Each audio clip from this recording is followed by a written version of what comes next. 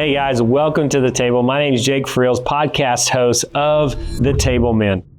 Guys, you're going to be on board with us here at the Alaskan Legend out in the wild Alaska, going on a boat with a bunch of friends, and we're going to sit around the table and talk about real, raw, authentic stories. You're going to hear stories from family adventures to overcoming major challenges to difficulties in life to also successes and how guys are shaping other men around the table. Listen, Jesus did it with 12 guys. He shaped their lives to now see what we're doing all the way to today in 2025. We're still using tables. We're still eating meals, and we're still seeing transformation. I'm going to tell you this. If you watch this whole entire thing with us, you will leave inspired and hopeful about what these guys are going to share. And you will take nuggets away that will change your life forever. I truly believe that. So we welcome you here to the table. We can't wait to see you on the boat. And thank you for joining us for Table Men Podcast. Hey guys, welcome to Table Men Podcast. We are still in Alaska. If you can see behind me on video, there is a giant couple 100-foot waterfall blazing down. This is magical. I have the crew of the boat right here sitting with me. Culinary chef Erik right here to my left. Fishing extraordinaire, hunting guide right here to my left is Cade. Guys, this is going to be an episode you're not going to want to check out on. So stay docked in with us and we're going to get rolling. So let's just kick it off with this way. Table Men, we're all about the table. Erik, you've been cooking us fresh halibut, shrimp, salmon, all the goods. We had biscuits and gravy this morning. Yep. What's your love for making food and setting the table? I mean, you do it so well. It's a great way to meet people and just to get to know them. And say, hey, brother, you want to have a meal? And it's like, yeah, I mean, who doesn't want to have a meal? And being out here, when we get to enjoy the bountiful, of the wildlife out here. And, I just love to be able to serve people. Yeah. And I do that through food. Yeah. I started cooking when I was like 6 years old, and it's been one of my passions. And I'm just like, God, how can you use me? And he's like, do what you are doing. Come on. So I love that. I love that. So my culinary journey is all about serving people. And, if you look at me, I like to eat. And so if you're going to like to eat, you might as well make good food. Well, I think the combination between your ability to set the table and Cade, your ability to take us fishing and get us on monster halibut, monster salmon. I mean, it's unreal, honestly. I mean, guys, number one, if you have not come on the Alaskan Legend, that's the first thing you need to do after you get done with the podcast is book a session and come on here. But Cade, tell us, I mean, why fishing? Like, what's that for you? I feel like for me, the fishing it's kind of like hunting in a sense. There's a chase, there's trying to deceive for something in a sense, but at the same time, it's not hunting. Yeah, I know there's more bounty with it. It's different kinds of fish, different techniques. It's just something that I've been drawn to for years now. Right. I've been out on the boat with my dad before he cast a fishing rod. So the fact that I'm here in Alaska with all these different fish, all these different types, it's a young man's paradise. Oh man, I could say that better times over. Young man's, old man's, every man's paradise, Yes, sir. Yes. So, I mean, tell me a little bit more about, catching fish. Go a little more into that storyline. I mean, not only did you catch fish, but you've actually worked commercially fishing. I mean, you've done a lot of things. Yeah, so ever since I was a 8th grader in high school, my summers consisted of being on a boat for 6-7 weeks at a time while I'm commercially harvesting as many salmon as we can to make it payday. There's lots of 24-hour days, no sleep at night. Wow. As an 8th grader. Yeah, 14 years old, out there on a boat. First summer, I think I lost 50 pounds doing it with just a lack of sleep, not really eating there. But as you can tell, I can probably spare that. But no, there's just something about being out on a boat, being out in God's creation, chasing after the bounty. He ate us, doing it with some great friends. Some of the best people I've ever met. Yeah. You're out there on a boat, we shower for weeks, picking scales out of your hair all night. Yeah. It's hard to beat it. Speaking my love language already. It's amazing. What I appreciate about Cade and his love for fishing is we plan our meals well in advance. So we got lots of food to feed the people. But when you catch something and then you get to eat it, It's like, it just amps it up, makes it taste better. Like last night we had that giant pile of deep fried halibut. Watching the guys catch it and then get to fillet it out and see that whole process work through, and then sit down and spend an hour at the table eating it. And then we had leftovers for lunch again today. It just makes it taste better, feel better, knowing that I conquered that, and that's in my belly, so I love it. And Cade has this passion. In fact, a couple mornings ago, it wasn't even 5 a.m. and someone said, "Hey, you ready to go?" And Cade goes, "I was born ready." And off they go in the skiff to catch some fish, And it makes my job easier because people love to eat what they catch. So they automatically like what I'm cooking because they caught it. That's it. Teamwork. That's it. Teamwork makes the dream work. I love that. And, one of the guys that was on the boat with us today, he's like, I can't believe I'm going to watch him clean the fish that I caught, and then I'm going to eat it. I mean, he was over the moon about it. Like, he's never seen that process before. And sometimes I take that for granted. I haven't grown up eating fish that I've caught since I was right out the womb. I mean, give me a rod when I was one, I was hammering it suckers. But I love the ability to take guys into the wilderness, into the great unknown, into the adventure, in this setting, this boat, this ability. Like, it's like, I've asked the guys numerous days in a row. I'm like, in your highlight, they're like, today's my highlight. The next day, today's my highlight for today.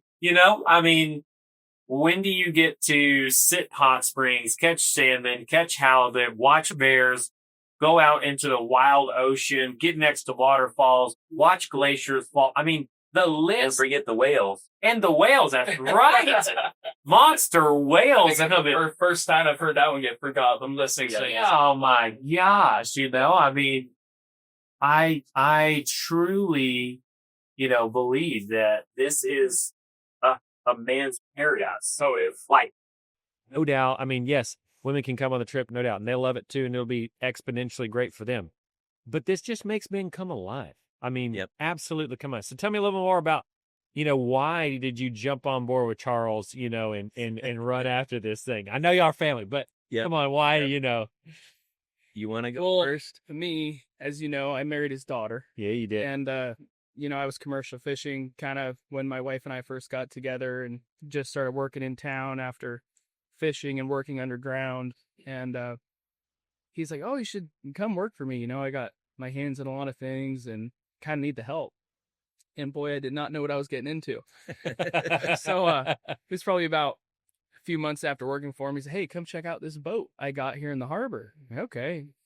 We crawl on this boat, and it's got stuff all over the windows, kind of keeping the sun out. And he's like, "Yeah, I just bought this." "Really?" So what does it do? "Oh, it does charters, yacht charters, takes people around the Southeast." And me, to my commercial fishing core, was like, that sounds horrible. Like, who would want to do that? No sleep, work all day. No. So it was probably the next year that I ended up going out with these guys for, it was only about 4 days, but it's like, man, this is fun. You get to do everything you do commercial fishing without, one, the long hours. The back-breaking labor. But then you get to sit around the table at the end of the night with a group of people who you just met that already feel like family. And get to just think back on the day and like, what do you guys want to do tomorrow? Let's see what we can do. And, but yeah, being with Charles has been a blessing for me, and just seeing what you can do in your life. 'Cause, I mean, this guy's done everything.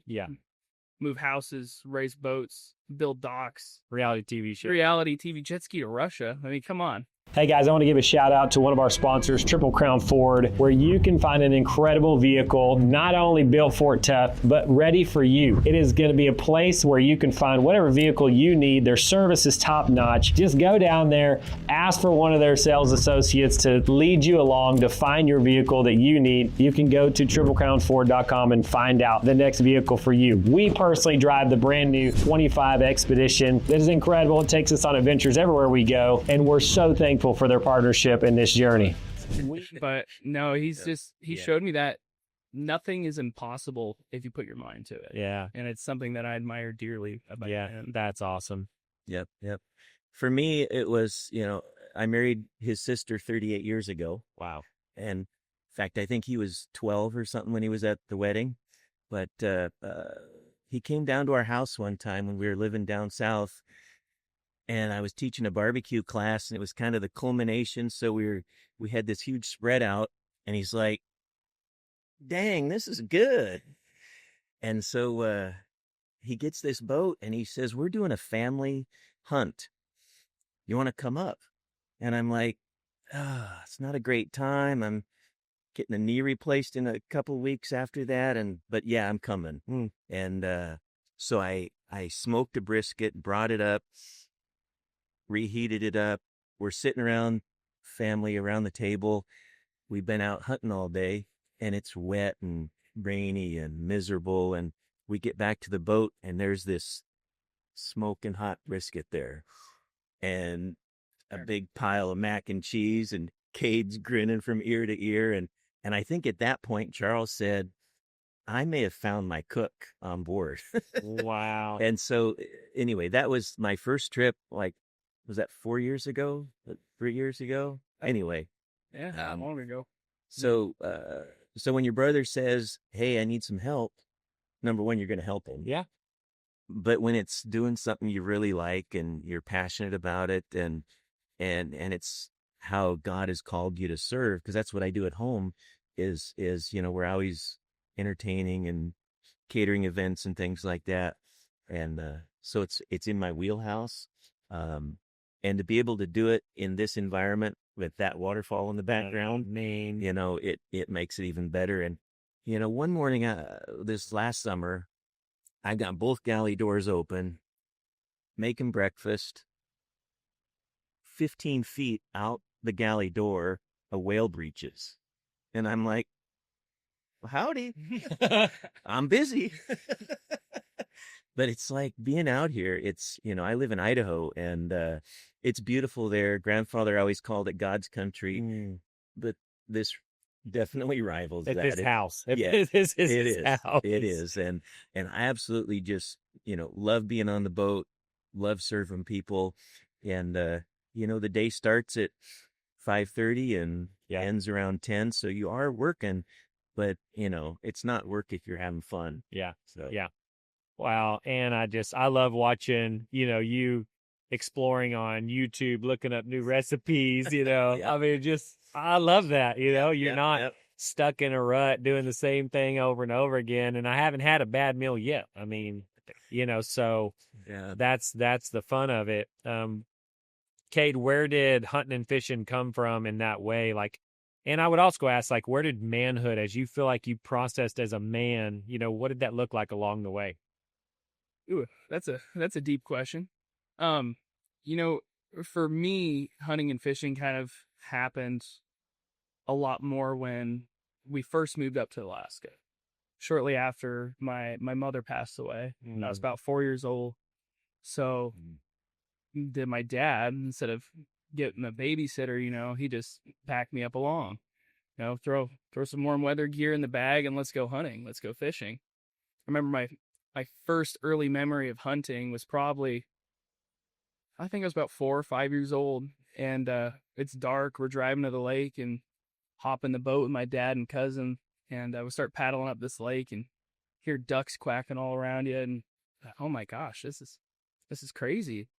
We get set up and we're sitting in the boat, and the sunrise starts coming up over the mountains there, and ducks are laying in the decoys, and all of a sudden they start shooting.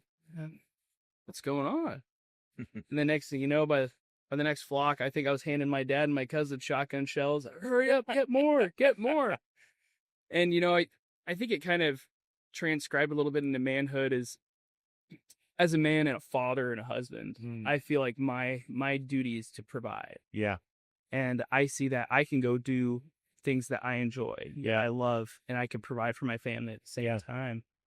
And it all just kind of works into this way of life in Alaska anyways. Yeah. We're all subsistence here. Wow. when a steak at the grocery store is $25, I'd rather go get a deer from the woods, you know? Yeah. I love that ribeye, but if I can get it for free, Yeah. we're going to do it that way. Yeah.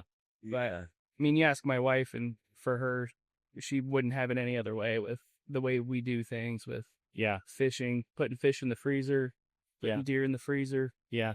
I mean, she loves it. She enjoys it as much as I do. And it's always a bonus when I can bring them out there and have them enjoy it with me. Yeah, for sure. Yep. I was blessed, or am blessed, with a very strong family, and kind of the guys that you know poured their life into me was my dad and and my grandfather. Mm. You know, just I was just talking to my dad yesterday, or no, this morning, when he's like, "You're up in Alaska, you got another week, and then you're home for a few days, and then you go back on another trip." And I'm like, "Yeah." He goes, "When are we going to run the sawmill?" So it's like, "Okay, Dad, I got you, you know, we're going to do the sawmill." But so, you know, I got to carve out time to, you know, to spend with Dad. Wow. He's 81, you know, and still loves to do projects. But as they poured into me, I've got a son and now 2 son-in-laws that, you know, it's my job to pour into them, you know. Yeah. And so, you know, you don't take those things lightly, you Yeah. know, and that's, you know, one of our main purposes of men is and Cade's going to find this out with a 2-year-old, that's one of your main jobs, you know, is to sharpen that iron. And so, but I was blessed that, you know, we've got real strong family roots and all that, and we're just trying to pass that on and play our role in that. Yeah. So, yeah. So I can tell, I can hear your voice quivering a little bit, and I can tell you getting emotional about it. What pulls on you? What pulls on those heartstrings? You know, it's I'm looking at this book called The Dash.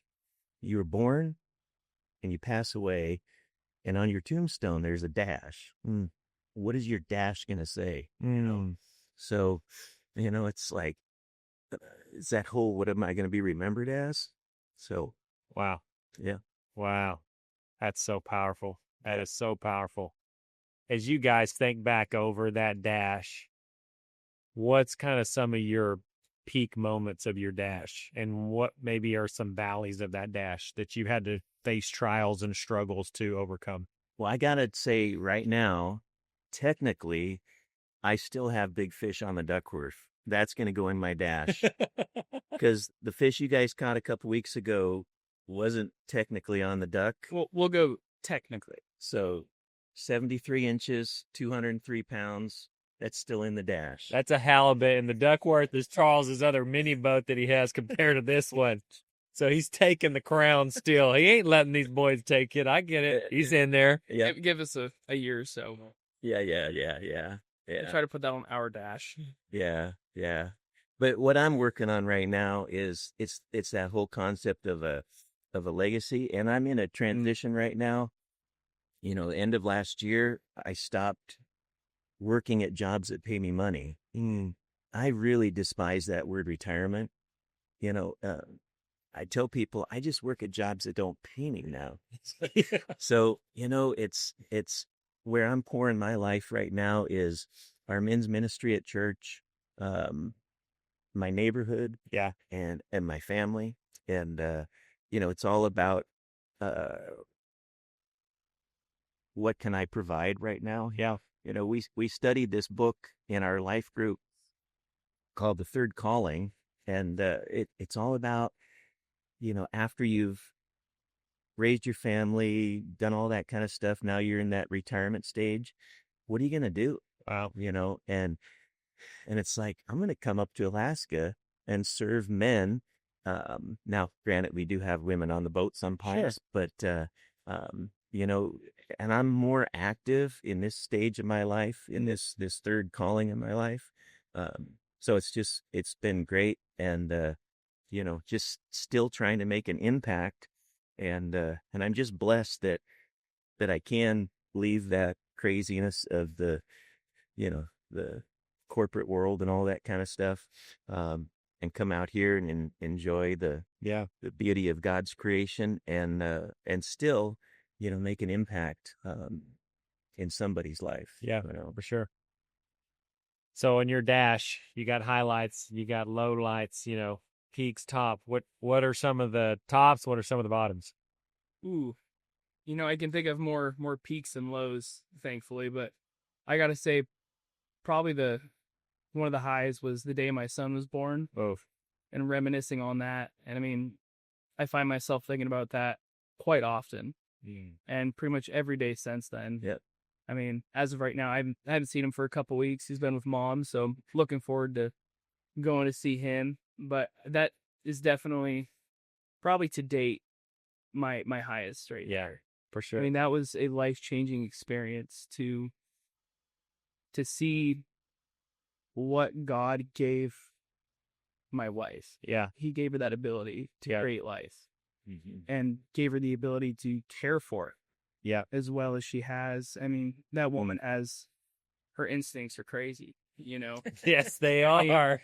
Yes, they are. I'm learning those ones, but I mean, probably that next highest there is, I'd probably would say marrying my wife. Wow. That was great. I mean, when we met was in a really weird spot with COVID, identity, and just a few other things. And Hey guys, I want to give a shout out to Alaskan Legend. Man, this has been an incredible journey. You can book this boat actually for your next journey, for your family, your friends, even a corporate adventure. You will see brown bears, fishing, wildlife, waterfalls, glaciers, just unreal mountain landscape. Like, it is probably one of the top trips of my lifetime. You do not want to miss this. It's where luxury meets adventure. It's where service and class meets you right in the middle of a yacht in the ocean. Guys, it doesn't get any better than this, and Charles Davis at the helm will give you a first-class experience. So reach out to them at alaskayacht.com to book your next adventure, and tell them Table Men sent you. Guys, we cannot wait for you to get to experience what we get to experience on this boat. And guys, we look forward to seeing you back on the boat. Being with her has definitely helped me find who I am and who I want to be. Yeah. And even recently with some things, we just sit there at night and Yeah. we could both be doing our own thing, and somebody says one thing, we're like, all right, we're having this conversation. Come on. Not saying it's a bad one, but it's usually one that it clears the lens a little bit. Yeah. To get a better focus Yeah. on what's going on. But it's just something I admire about her and everything, and it definitely drives me to be a better man. Yeah. And as a young husband, and 23 years old, he's been married for 4.5 years already. Wow. So it's something that she's going to see me change so much over the course of our life, and I've been seeing her change, and that if there's any more lows from here, and I'm sure there will. Sure. But looking back on just those 2 days right now, nothing can top that. I'm telling you, those are peaks that like you said, you never forget. No, not at all. I remember catching my kids. I've got to be a part of all four of them, to hold all four of them. I even caught a few of them coming out to shoot, and I was like, let's go, baby, send that sucker, let's go. That was something I could not do. I was hovering over her shoulder with a barf bag in one hand and hand on her shoulder on the other side. You can do it. You can do it. You can do it. So that's something I'm not afraid to admit. I could not catch them coming out of the chute there, but yeah. Oh, they look like little aliens when they come out, man. They're the weirdest looking little creatures, man. Yeah, that was a little bit of a trip. Oh gosh. And the movies paint it like they come out all pretty and nice and like, yeah, and have the pretty hair and everything. Mine come out slipping, sliding, look like a, snot rocket and come out of that thing, Oiled up football. There. Yeah, exactly.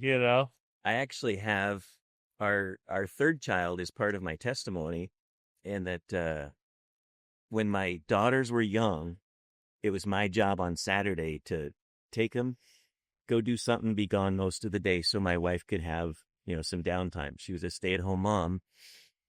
And we're walking through this park one day, and my youngest, she was probably 4. My oldest might have been 5.5. And just like a little kid wants a puppy, they say, "Dad, we want a little brother." Like, all right, well, what do you do if you want something really bad? We stopped, got down on our knees, and prayed. Want a little brother. And then Connor was born. So that's my testimony. I share that, God answers prayers, and, yep. And Connor's 29 now. So, and, he came up to Alaska,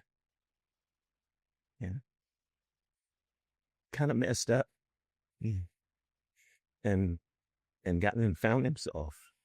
So, Wow. yep. Wow. You were here. Were you here when that happened? No. Oh, that was before you. I saw him after, and he's yeah, an amazing young man. yeah. This little church just loved on him, and now he's on fire for the Lord. And and he works in this retail place. He's a checker. And if you give him the opportunity, in 32 seconds, he will give you the salvation message. But that all started right here. Wow. Wow. Man. As I process, golly, just the highs and the lows, the amazing benefits of children and wives and adventure and, all the things. Not only that, you start wrapping faith into it. Yep. Man, it just blows me away to think about, I faced young early on, losing my dad to a car accident early on, and, had to figure my way out through all of it as well. And that's where now getting to see and hear so many other people's legacies and being around other men, it allows everybody to grow together, and that's what I love the most, So it's one of my thoughts of, what's one of the things, some takeaways from table time that you feel like you really take away with from these trips, even in specific? I mean, the main thing I see is when people are out here, they kind of check out, chill out a little bit, start enjoying themselves. They're open and they're free to talk from their heart. And, they kind of lose that stress and hustle of the outside world there. And it's about just having a good time out here, being with your brothers. And, I hear you guys talking around the table and sharing from your heart. And this gives you a spot to open up and do that. Yeah. Big tub. Erik kind of nipped that in the bud. It's just being able to see people come out here and finally relax. We had a gentleman on the boat last year he was dealing with some stuff for about 6 years, and he's like, I haven't slept longer than 4 hours a night. Yeah. And we didn't see that guy until 9 hours later. So for us, just stuff like that, where we see people able to take a load off, and just enjoy what's around them. Yeah. Look at the view, look at the whales, look at the way the water moves. There's just so much to it that, and sitting around the table with just a godly group of guys, men and women, no matter who it is. Yeah. There's just no better place to meet than at the table. Yeah. It's hard to beat it. Yeah. In my opinion. Yeah, I agree. Even how this boat's rocking, a slow rocking, man, that thing will just rock you straight to sleep. I'm fighting it right now. Yeah. I could just feel it just start rocking on us. Had some waves come in off the bay over here, and you're just like, I think we were rocking as we were traveling, and you were sitting up top in the hot tub. Yo, yeah.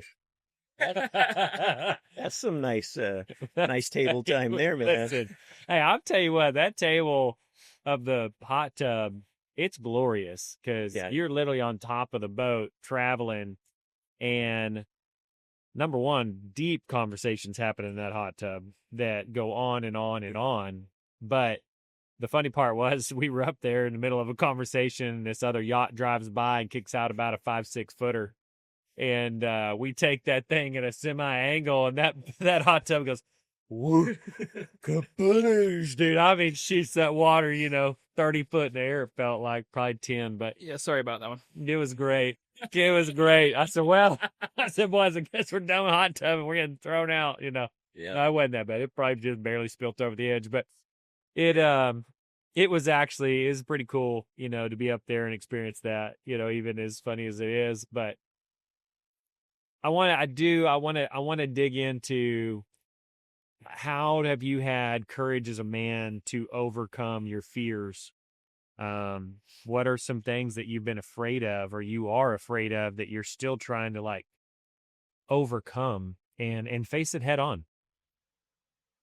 As a young father and husband, there's a lot of things Mm-hmm. that scare me, not just, what everybody else says, the economy, Yep. whatever it is.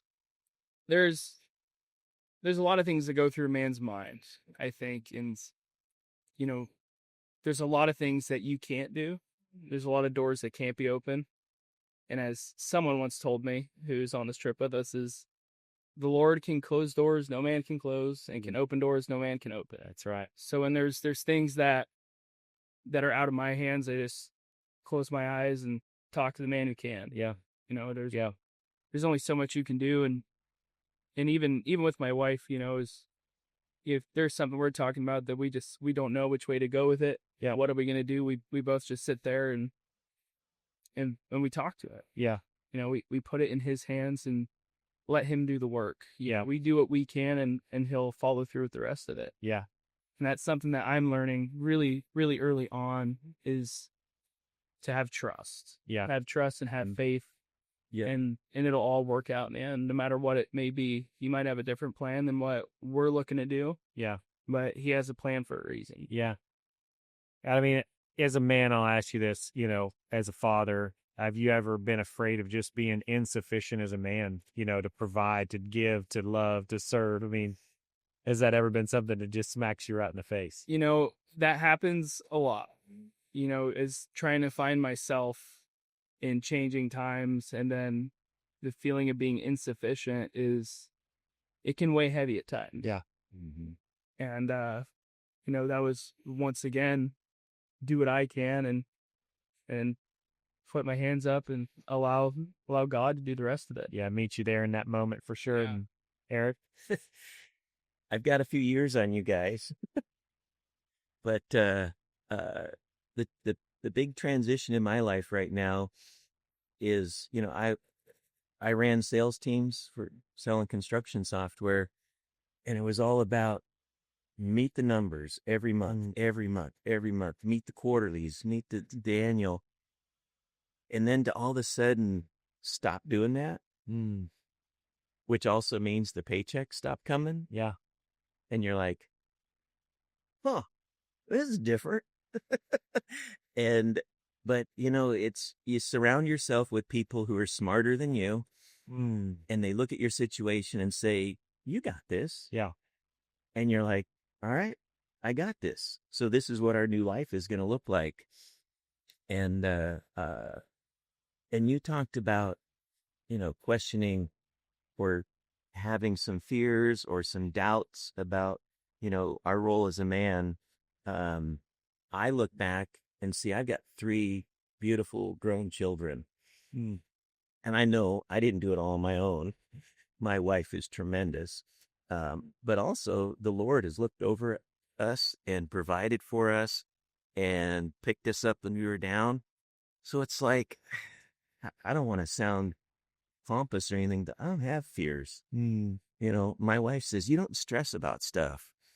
And it's because I know that there's a higher power looking out after us. And the Lord has put me in positions.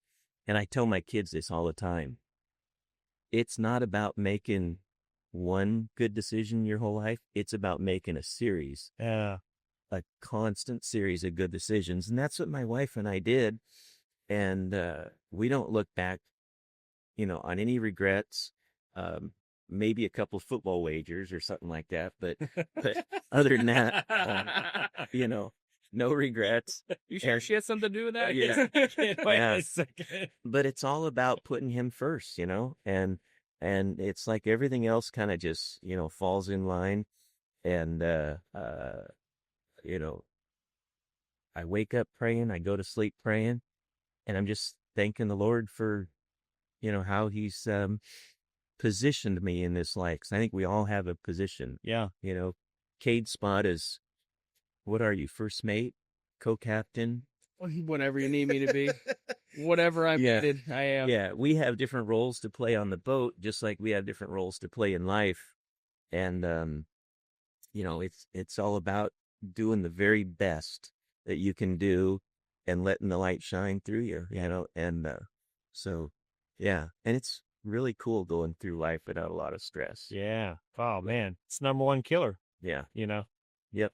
If you feel like your dad has played a huge role in just having no fear, I mean, It's my parents, it's my life group, it's some elders in our church, it's my family, it's my circle, Yeah. and it's just like the circle that you put yourself in, you're gonna absorb yeah. energy and emotions and all that from them. So surround yourself with, good people. And that doesn't mean we don't need to go out and reach people that aren't saved and things. We do have to do that, but it's who you're going to surround yourself with. Yeah. And so I just have a bunch of good people surrounding me that always lift me up, and it's a great way to go through life. Man. That's just, man, I could say that. Ditto. Yes. Amen. 100%. You are who you surround yourself with. We're always Yep. told that when we're younger, you're as good as your 5 closest friends, But golly, you rattled off all the main key points of fathers, brothers, mentors, community, family. It's a big deal. And it's a really big deal. So switching gears just a little bit, what is a crazy hunting story or a crazy fishing story? I want to hear something. I want to hear something wild. Tell me one that you got coming to mind. Ooh, I got to think about this one for. I've got a fun one. My parents are living in Ketchikan, and Dad and I go out crabbing, and we set the crab traps. These things right here, and Yes, these are crab traps, by the way. Yeah, It's a yeah, beautiful yeah. table. Yeah. Beautiful table. Yep. And during the set, you let them soak for like 45 minutes to an hour and a half or something is what we were doing. So we'd pull them like 3 times, and then we'd go in. And we're at our last set of the day, and I'm just fishing for bottom fish just to waste time. Dad's reading a book, and I snag one of my favorite lures on a rock. I'm fishing in 60 feet of water. It's a $22 Norwegian jig, and there's a lot of money, to snag and lose. And then all of a sudden it starts pulling, and I'm like, Dad, I think I got something. So 60 feet of water, a couple cranks, and this big butt is right at the side of the boat. Halibut, that is. Halibut. And I said to Dad, get the gun. It's like, I didn't bring the gun. Oh, gosh. And I'm like, oh, well, stick him with the harpoon. He's like, it's in the shop. I'm like, well, what do you got? He pulls out this little club with a gaff on it that we were gaffing silvers with. He reaches down to try and gaff this green, fresh halibut, and the thing explodes on the water and takes off. And my line goes limp, and I'm like, well, at least we got to see him. That's positive. And so I'm reeling up my line real slow, and I'm using this lead core braided line that would hold up, half the Grand Canyon. That's how strong it was. And I'm thinking, man, he busted that. And away he went. The fish swam back up to the side of the boat, and he's looking at us like, what are you guys doing? And the lure still in his mouth. And I'm like, Dad, I think I still have him hooked. So I reel the line up. He's still on. And I said to Dad, we need a better plan. And so the plan was, I'm going to reach down in his gill plate with my hand, and he was going to gaff him from the back end. And on the count of 3, we're just going to heft him in. And we did that. We pulled him in, and it was like John Henry driving railroad ties. Hit another club. We were just pounding on this fish to subdue it, because if you don't, they'll thrash your boat apart. I mean, you've probably seen it. They can be pretty aggressive. Oh, yeah. And I guess people have had broken legs before when a halibut smashes them against the boat.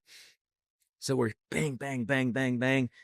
And then I finished him with a fillet knife through the eye socket, and it was 105 pounds.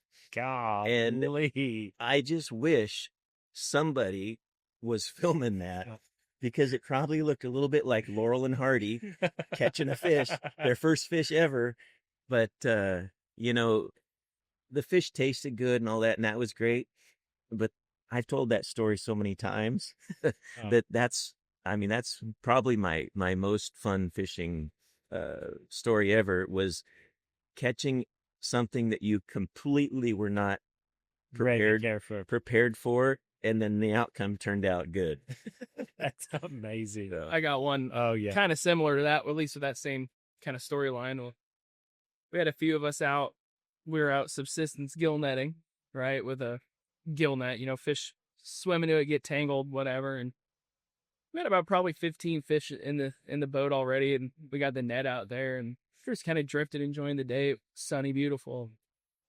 All of a sudden, we see the net just start taking off in one direction, and a bunch of splashing. And our first thought was, oh no, we just caught a sea lion. Like, this isn't good. And then it kept thrashing. We're like, oh, that's got a white tail. That might be a whale. A whale. Like, oh man. So we start getting closer, and then the tail sticks up out of the water. We're like, oh my gosh, this is a halibut. This is a huge halibut. We're on like an 18-foot jet boat. Not really the most appropriate gear. So we go back to get the harpoon, like Erik was saying, on our boat, and we did not have the harpoon on the boat, but we did have the gun. Yeah. So get everything we need, and we run back over there, and Charles is up on the bow, and he grabs the tail of this fish. And I mean, when it took him both hands to wrap his hands around the tail of that fish, we knew this thing was huge. And we're like, there's no possible way we're going to be able to release this fish without somebody getting hurt. So Charles was able to coax this thing up, head up, and as soon as that head came out of the water, he got a couple freedom seeds from the 22, and we're able to, with net and all, this thing still wrapped in the net, haul a 250-pound halibut up and over the bow with 3 gaffs and 3 guys heaving on this thing. And man, that was a crazy situation, because that was the biggest fish I've ever seen. And we had it in a boat with 4 other guys. I mean, we had the boat 4 inches off the water surface there. My God. Pulling it over, and it was incredible. Oh. I mean, the motor was out of the water of that little boat when we had all of us up there in the bow of that fish.